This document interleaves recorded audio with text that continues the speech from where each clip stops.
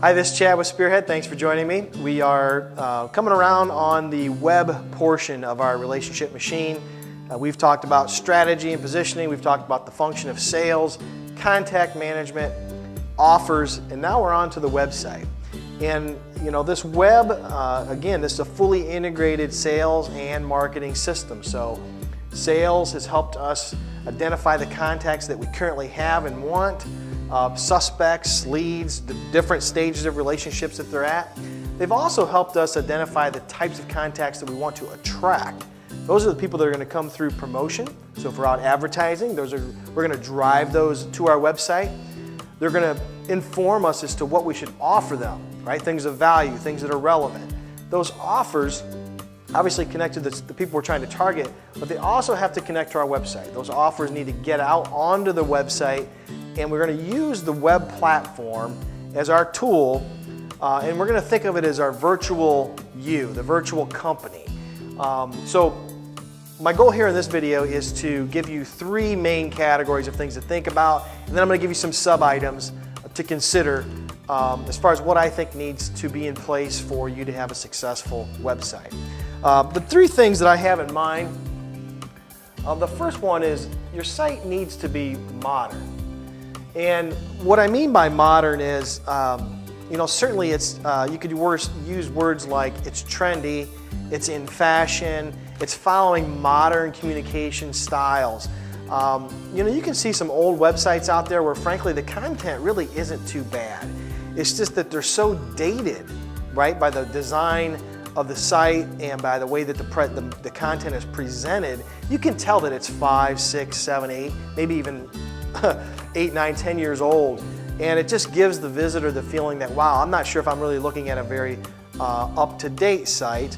So, you know, it's in fashion, okay? Now, the danger of being in fashion, you know, following the right colors, fonts, presentation styles, and so forth, is that you can almost always spot websites that are very trendy and up-to-date, but they lack substance. So we're going to get to that. The other thing about being modern is that it's plugged in, as I'd say, to technology. Okay, and when you think about that, I'm thinking about SEO, I'm thinking about social media, I'm thinking about security, I'm thinking about load speed, thinking about all of the technical pieces of a website that a modern platform would bring you. When it comes to SEO, that's a really big factor, and you want to think about before you build your website. You cannot be all things to all people. We know that in our sales experiences. It's the same thing on the internet with Google, Bing, Yahoo, whatever search engines people are using. You're never going to be the #1 leader in a vast array of keywords. You're going to have to be very specific about which market you're going after, which keywords you want to rank for well, and what you're going to try to run the race with. And when you think about those keywords, you're going to design your website so that you're telling those search engines what your site is all about. It's got your major keywords, it's got your subheading keywords, and then the rest of your content is what's called long tail keywords. Those are your phrases and things that build up your site's relevance, but still underneath of those major subcategories and main categories. So that's a really important part of being modern and up to date from a technology point of view. From a social media point of view, you want to make sure that your website has social share function.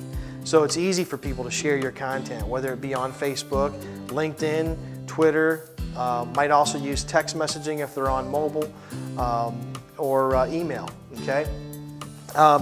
The part of being mobile certainly is worth noting.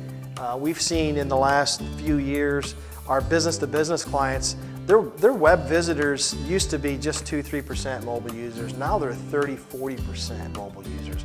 So it's important that that platform be mobile responsive. It's going to give you one view on a desktop, a different view on an iPad or something like that, and then a certain mobile view on a phone. So that's an important part of it. The last thing I want to mention for it being modern is that you have a way to get people to and through the website. So What I mean by that is if you build a brand new website and it looks pretty and it's keyworded and so forth, it doesn't necessarily guarantee you a lot of traffic. You may need to do some things from a direct marketing point of view, promotional point of view, to drive people out to your site. You may need to do some digital ads, some pay-per-click, and then focus in on some serious SEO content development so that you're getting the amount of traffic to your site. Now once you get enough people to it, enough of the right people to it, then you want to get them through it, which means I'm going to come back to this idea of offers.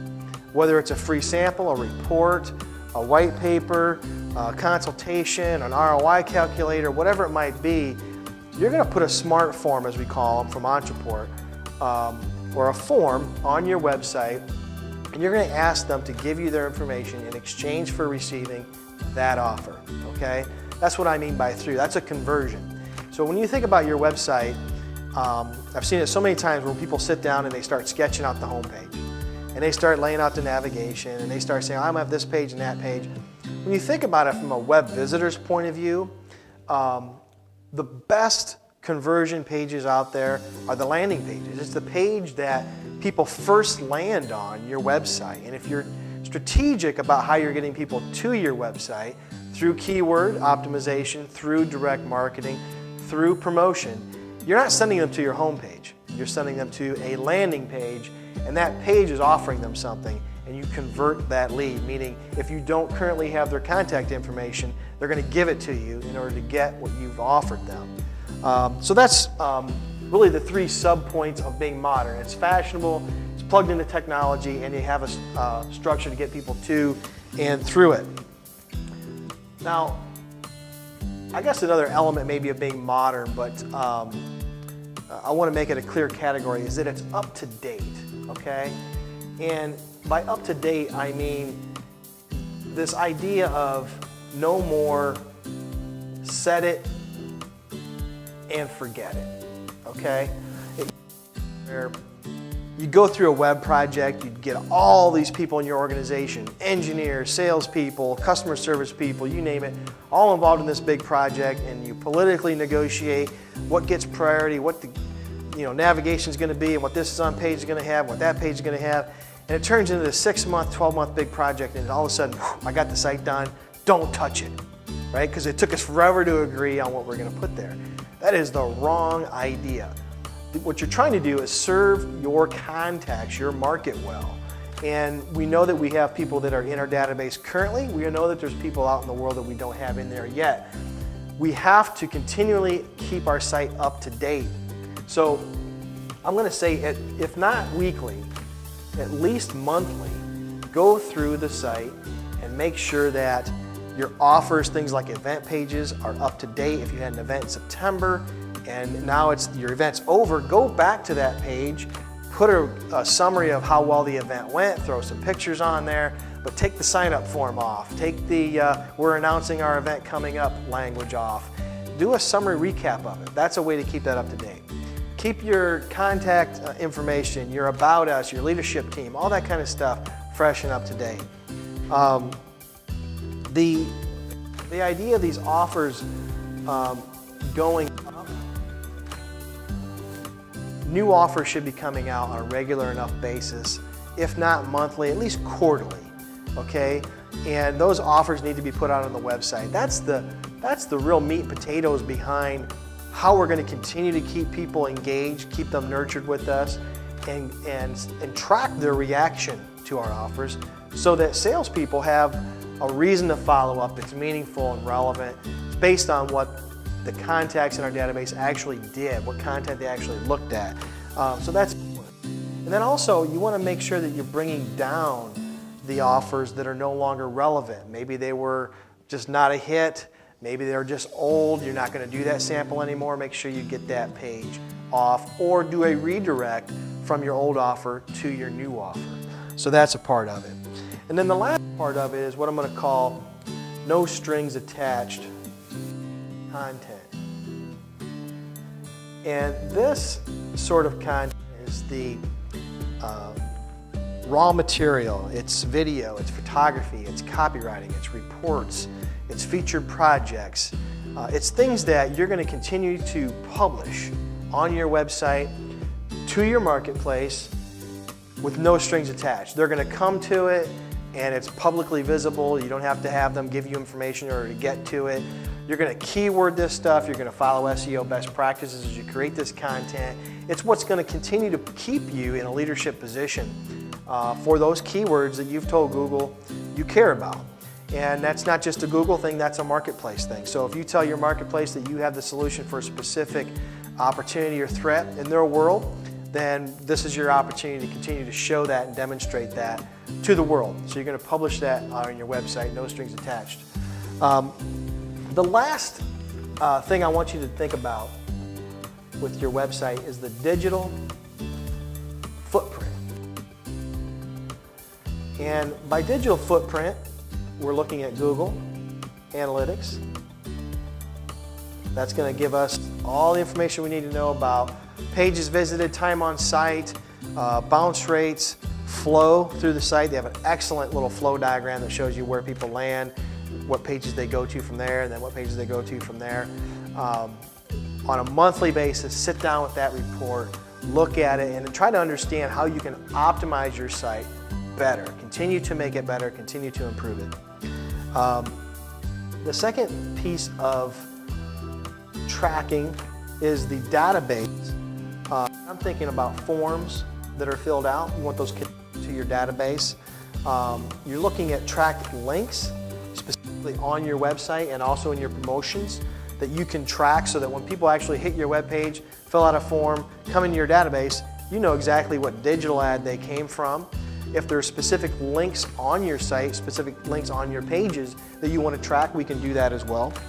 And then the final thing would be to think about are these pixels that are used for retargeting. So if somebody comes to your website and they're fishing around looking at some stuff, they hit a page, you can retarget them with specific digital ads. Put a tracked link in that ad, bring them back to your website, remind them of that offer that's in front of them, and convert them down into your database. So that's it. There's a lot of opinion when it comes to website, what makes a good website, what doesn't. If you start a website project at your company, I would encourage you to use these three things, right? Is it modern? Is it kept up to date?